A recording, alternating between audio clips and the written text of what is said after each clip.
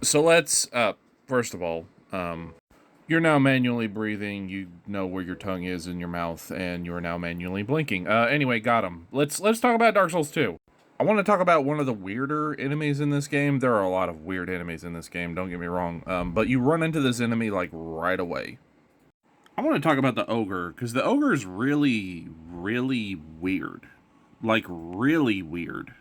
Several things that are just strange about this enemy. One, it's like a mix between a hippo and a narwhal, and like it's a cyclops. It's such an odd design. But two, you run into this thing almost immediately when you start the game in like a side path at the tutorial area.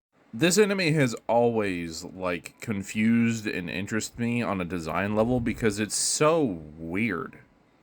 Like, it's got a giant mouth, tiny nostrils, a tiny eye, and a tiny horn, and little baby ears. I don't understand. Like, what is the inspiration for this fucking thing?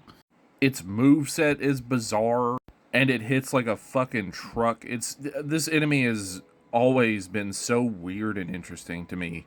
And the fact that you run into it right away, right at the beginning of the game, that they just throw this hard as shit, confusing, just bizarre looking thing at you and just say, deal with it.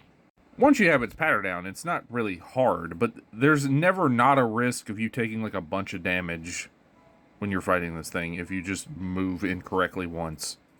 And then the lore for this thing is that it is very heavily implied that Aldia made it.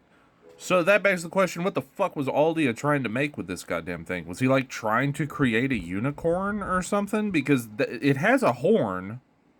What the fuck is this goddamn thing?